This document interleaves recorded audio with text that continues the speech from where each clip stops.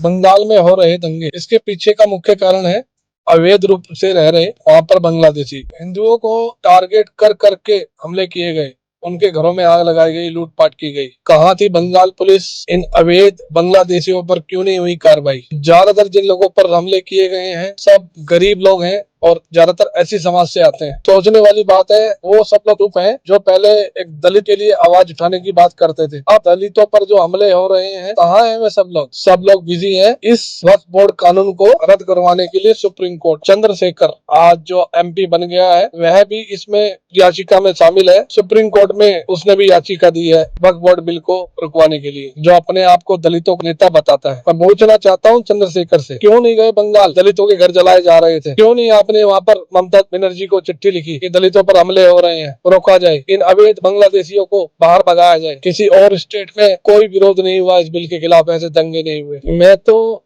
यह कहना चाहूंगा, वक्फ बोर्ड बिल के खिलाफ जितने भी लोग सुप्रीम कोर्ट गए हैं, देश विरोधी लोग हैं, लोगों को गुमराह कर रहे हैं। एक देश में एक ही तो कानून चलेगा, अलग अलग कानून थोड़ी ना होंगे। TMC भी इसके खिलाफ सुप्रीम कोर्ट गई है, चंद्रशेखर भी इसके खिलाफ सुप्रीम कोर्ट गए हैं। बड़ी हैरानी वाली बात है, चंद्रशेखर तो हर जगह एकदम से बयान देने के लिए आगे आते हैं। अब कहाँ है चंद्रशेखर जी? जब बंगाल में दलितों के घर जलाए जा रहे हैं, बेघर कर दिया गया उनको, उनकी सारी जमा पूंजी लूट ली गई। उत्तर प्रदेश में तो करके दिखाइए ऐसा, किसी के भी घर जला के दिखाइए। हिंदुओं की तो बात छोड़ दीजिए, आप एक दंगा तो करके दिखाइए। बंगाल से ज्यादा मुसलमान उत्तर प्रदेश में रहते हैं, पर बंगाल में छूट दी गई इन बांग्लादेशियों को दंगे करने के लिए। ज्यादातर दलितों के घरों में आग लगाई गई और उनके घरों में लूटपाट की गई। आप पूछिए ममता सरकार से, चंद्रशेखर आजाद जी, आप सुप्रीम कोर्ट जाते हैं इस बिल के खिलाफ, आप पूछिए अपनी ममता दीदी से कितने दंगाइयों के खिलाफ FIR हुई और कितने दंगाई अभी तक पकड़े गए हैं। अभी तक एक भी दंगाई इनकी पकड़ में नहीं आया, जबकि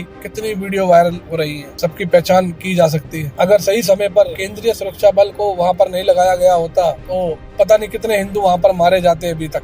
दलितों की बात करने वाले आज सब के सब मौन है। राजनीति करनी हो किसी दलित के ऊपर तो सभी के सभी एक होकर आ जाते हैं साथ। अब चुप क्यों है सभी के सभी? क्यों गरीब हिंदुओं के घरों में आग लगाई गई? क्यों उनको टारगेट करके लूटा गया? महिलाओं की इज्जत लूटी गई। बंगाल में राष्ट्रपति शासन लगना चाहिए, क्योंकि बंगाल में हालात ऐसे हो गए हैं जैसे हिंदुस्तान का पार्ट नहीं, वहाँ के लोग बांग्लादेश में रह रहे हैं। जब तक बंगाल में राष्ट्रपति शासन नहीं लगेगा, इन बांग्लादेशियों की पहचान करके इनको वहां से नहीं भगाया जाएगा, इन दंगाइयों को पकड़ पकड़ के जेल में नहीं डाला जाएगा, वहां पर हालात सामान्य नहीं होंगे। मैं उन सभी से आग्रह करता हूं जिनके साथ यह अत्याचार हुआ है, जिनके घरों पर हमले किए गए हैं, कमेंट्स में अपने बारे में जानकारी दें, किस समाज से आते हैं और क्या हुआ है आपके साथ, पूरी जानकारी कमेंट्स बॉक्स में दें। लोगों तक सही जानकारी पहुंचे, यही मकसद है हमारा।